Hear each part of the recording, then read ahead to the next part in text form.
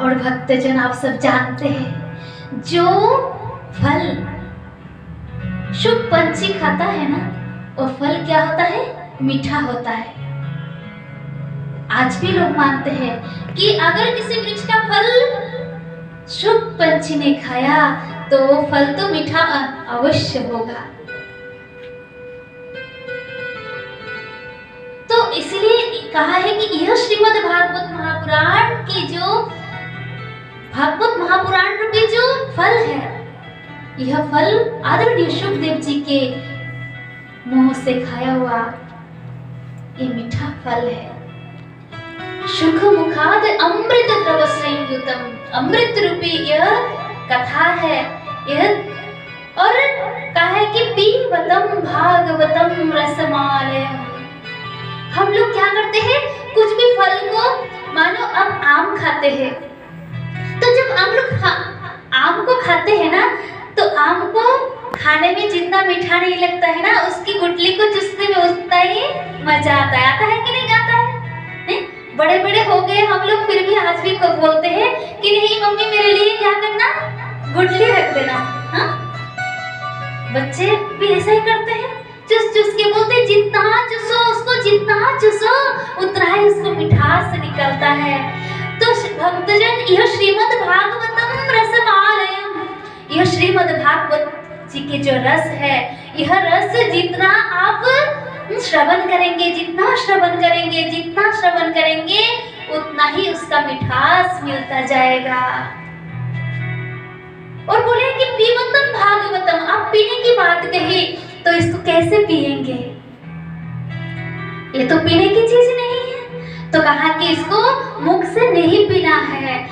ये श्रीमद् भागवत जी की कथा को तो मुख से मत पियो, इसको कर्ण से पीना है।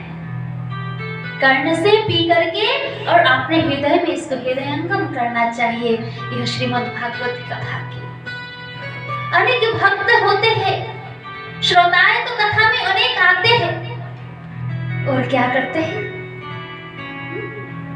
बोले कि एक संत महात्मा जी गए थे एक मूर्तिकार के पास में। वो जाकर के उन्होंने देखा कि वहां पर 3 मूर्तियां रखे हैं। तो उन्होंने पूछा कि भाई, एक जैसी मूर्ति, एक जैसी सब कुछ देखने में भी, जैसे मतलब जो भी काम किया है सब एक, तो बताओ ये मूर्ति के कैसे कैसे कीमत है? कहा कि महाराज जी, आप ये मूर्ति लेंगे तो इनका 100 रुपये, 500 रुपया, इनका 1000 रुपया, इनका 1500 रुपया। अच्छा, ये कैसे है? ये तो सब कुछ एक जैसा है, लेकिन इनमें फिर दाम अलग अलग है, इसका प्राइस अलग अलग, इसका मतलब क्या है?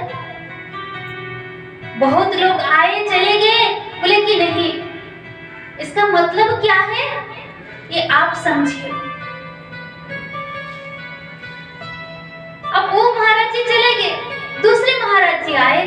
दूसरे महाराज जी आए तो उन्होंने भी यही बात कही कि हमें ये बताइए कि ये मूर्ति का कैसा कैसा। बोले कि ये मूर्ति में का एक का दाम है 500, 1000, एक 1500।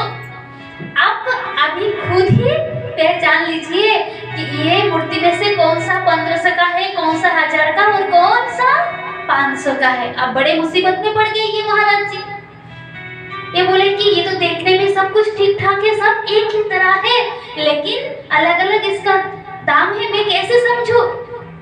अच्छी तरह से आगे पीछे दाएं बाएं सब तरफ देखा, लेकिन उनको समझ नहीं आ रहा है। तब सोचा, बोला कि एक काम करो, एक सीधी सीधी सी एक, मतलब उसको क्या बोलेंगे, रस्सी लेकर के आओ। रस्सी मतलब थोड़ा टाइट होना चाहिए। तब उन्होंने जब लेकर के आए तो उन्होंने क्या किया, उस रस्सा को